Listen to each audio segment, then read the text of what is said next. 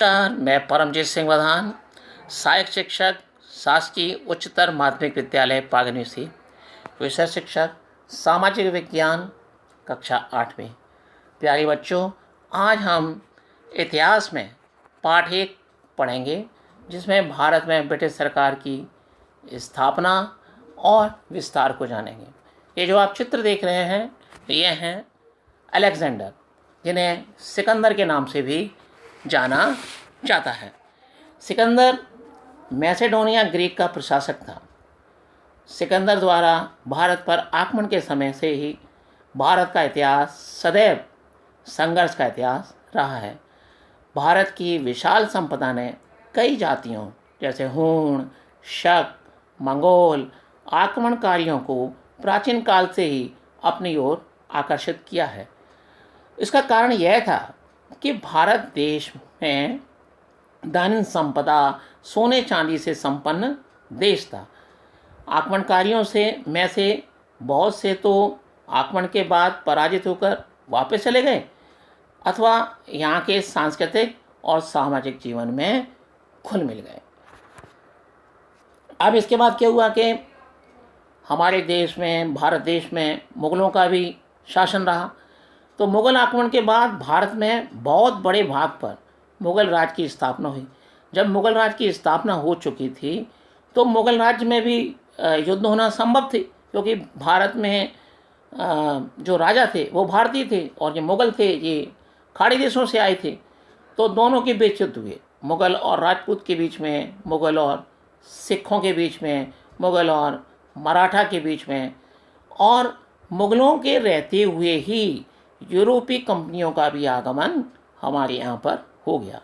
तो इसमें जो सबसे पहले आए वो आए पुर्तगाली, फिर आए डच, फिर आए अंग्रेज, उसके बाद आए हमारे यहाँ फ्रेंच। तो भारत में जो यूरोपीय कंपनियों का उदय हुआ उसके पीछे कारण क्या था? कारण ये था कि 15वीं शताब्दी में यूरोप में कुछ प्रमुख घटनाएं हुई, जैसे पुनर्जागरण आंदोलन, वैज्ञानिक एवं औद्योगिक क्रांति हुई, जिससे औद्योगिक खोजों के प्रति आकर्षण ने यूरोपीय लोगों में एक नया आकर्षण उत्पन्न किया। यूरोप के व्यापारियों को एक नया बाजार तलाशने के लिए मजबूर कर दिया और वे भारत और पूर्व के देशों में खोज करने के लिए निकल पड़े।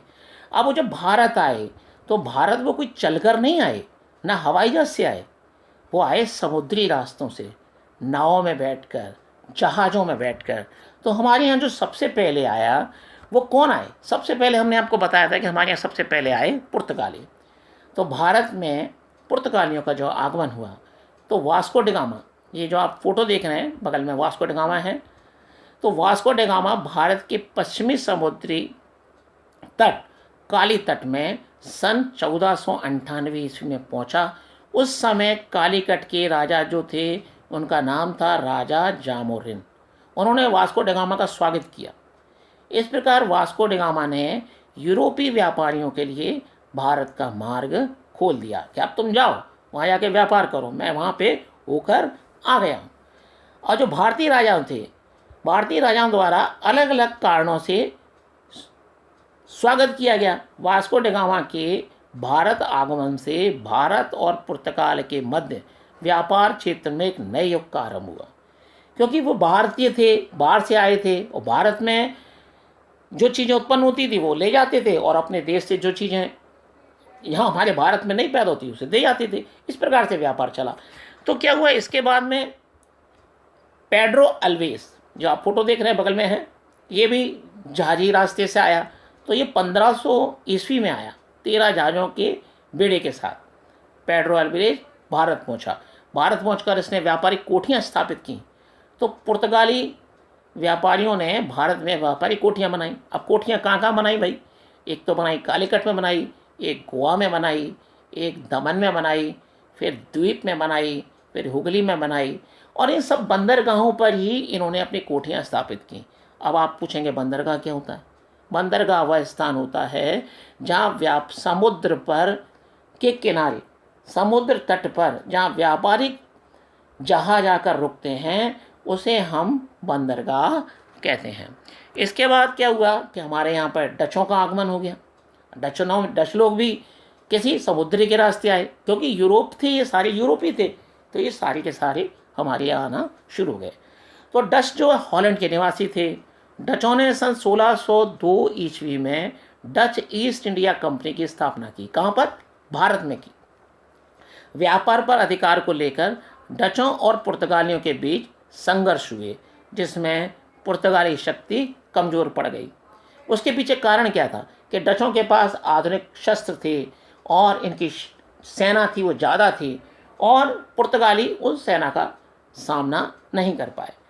अब डचों ने भी अपने व्यापारिक कोठियाँ स्थापित की। डचों ने गुजरात में कोरोमंडल समुद्र तट पर और बंगाल में, बिहार, उड़ीसा में व्यापारिक कोठियाँ बनाई, और मछलीपट्टनम में इन्होंने अपना पहला कारखाना खोला, और भारत के साथ नीम, कच्चे रेशम, चावल एवं अफीम का व्यापार किया। अब देखिए, डचों ने भारत में एक स्वर्ण मुद्रा भी चलाई जिसका नाम पगोड़ा था, और वो डचों के द्वारा चलाई गई। इसके बाद हमारे यहाँ पर अंग्रेज़ों का आगमन हो गया। तो भारत में अंग्रेज़ों को, क्योंकि चूँकि ये भी व्यापारी थे, ये देख रहे थे इतने लोग आ रहे हैं, डच आ रहे हैं, पुर्तगाली आ रहे हैं, सबके सब व्यापार करने आ रहे हैं, तो चलो हम भी चलते हैं भारत में भाई। तो ये लोग भी चले आए। तो यूरोपीय जातियों की तरह अंग्रेज भी भारत के साथ व्यापार करने के इच्छुक थे।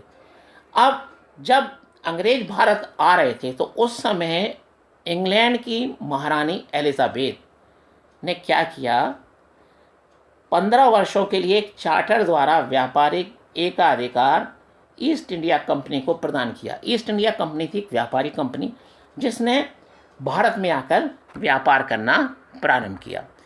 तो ये जो आप देख रहे हैं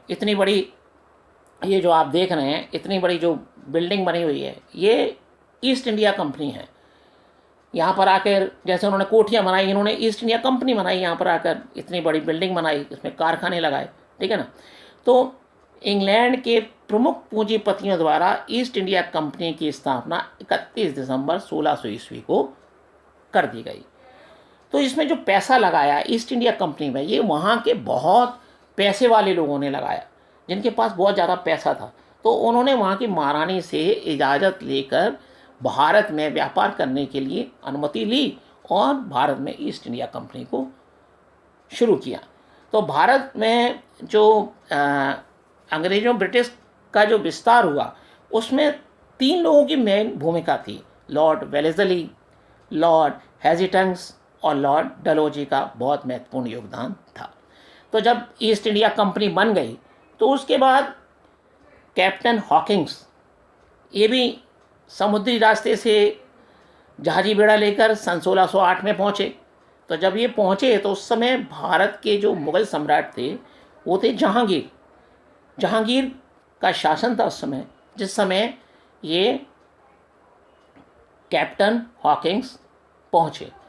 इसके बाद क्या हुआ कि हमने अभी आपको पीछे बताया था कि ये 3 ऐसे गवर्नर थे, ऐसे वाइसराय थे कि जिन्होंने ब्रिटिश साम्राज्य को फैलाने में बहुत बड़ी भूमिका निभाई। तो इनमें पहले थे वेलेस्ली। तो ये सबसे ऊपर जो आप फोटो देख रहे हैं ये लॉर्ड वेलेस्ली है। ये सन 1758 ईस्वी में ब्रिटिश भारत का गवर्नर जनरल बनाकर भेजा गया, जिसका उद्देश्य अधिक से अधिक राज्य का विस्तार करना था। सायक संधि के द्वारा भारत के अनेक राज्यों को कंपनी के अधीन किया। इसका उद्देश्य ये था कि मैं ज़्यादा से ज़्यादा राज्यों को अपने अंग्रेजी कंपनी के अधीन कर दूं। समझ गए? उसके पीछे कारण क्या था कि इनकी शक्ति बहुत ज़्यादा थी, तो जो राजा कमज़ोर होते थे वो अपने आप ही इनके साथ संधि कर लेते थे, और जो नहीं होते थे उन्हें हराकर ही अपनी तरफ मिला लेते थे। अब उसके बाद जो तो दूसरे थे उनका नाम था लॉर्ड हेजिटेंस। ये सन 1813 ईस्वी में गवर्नर जनरल बनकर भारत आया, और इसका सबसे महत्वपूर्ण काम जो किया वो मराठों को अंतिम रूप से पराजित कर मराठा संघ को इन्होंने क्या कर दिया, भंग कर दिया। क्योंकि मराठा शक्ति इतनी ज़्यादा थी कि अंग्रेज़ों को उनका मुकाबला करने में बड़ी दिक्कत आ रही थी। तो इन्होंने आकर अपनी कूटनीति चली और आपस में लड़वाया भिड़वाया, और उनको आपस में ही लड़वा भिड़वा कर उनकी शक्ति को पूर्ण रूप से ख़त्म कर दिया। अब इसके बाद लॉर्ड डलहौजी आए। लॉर्ड डलहौजी की जो नीति थी वो थी विलय नीति, हड़प नीति, उसका इन्होंने अनुसरण किया। किया और उसने राजाओं द्वारा दत्तक पुत्र जिसे कहते हैं को गोद लिया पुत्र तथा प्रथा पर रोक लगा दी। इस प्रकार क्या हुआ, दत्तक पुत्र कौन होते थे? जिन राजाओं के पुत्र नहीं होते थे तो वह राजा अपने रिश्तेदार थे या बाहर से किसी एक बच्चे को गोद ले लेते थे और उसके बाद में राजा के बाद में वो बन जाता था, राजा बनता था। जैसे हमारी महारानी लक्ष्मीबाई ने भी एक पुत्र गोद लिया था। तो लेकिन इसने इस प्रथा को टोटली समाप्त कर दिया। इसका कहना था अगर आपका पुत्र है तो वो राजा बनेगा, नहीं तो आपका राज्य किस में मिला दिया जाएगा?